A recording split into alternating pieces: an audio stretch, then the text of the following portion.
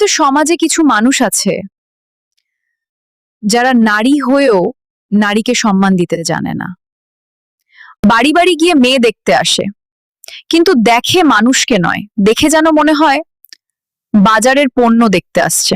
এটাকে দাঁড় করানো হয় নীরব পুতুলের মতো, মাথা থেকে পা পর্যন্ত চোখ দেখা হয়। রং কম, উচ্চতা কম, হাসি ঠিক নয়, এমন শত অপমানের হিসাব কষা হয়। কেউ একবারও জিজ্ঞেস করে না এই মেয়েটার মন কেমন, তার স্বপ্ন কি, সে মানুষ হিসেবে কেমন।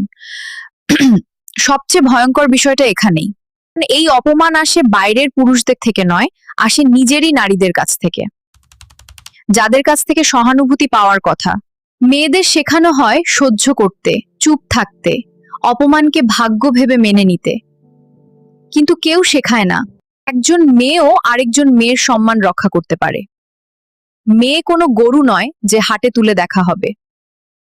সে মানুষ, তার আত্মসম্মান আছে, ভালোবাসা আছে, নিজের একটা পৃথিবী আছে, সে নিজের পথ নিজেই তৈরি করে।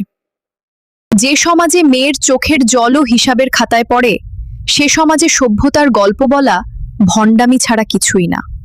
সবচেয়ে কষ্টের কথা, এই অপমানটা আসে নিজের ঘর থেকেই। দুঃখের বিষয়, কিছু নারীর আচরণেই নারীর সম্মান সবচেয়ে বেশি আঘাত পায়। দিন যদি সত্যিই মানুষ হতে পারি, তবে আগে শিখতে হবে মেয়েকে নয়, নিজেদের মানসিকতাকেই ঠিক করতে। এলে বাস্তব জীবনের সাথে মিল রেখে ভিডিও তৈরি করা। ভিডিওটা ভাইরাল করে চ্যানেলটা সাবস্ক্রাইব করবেন।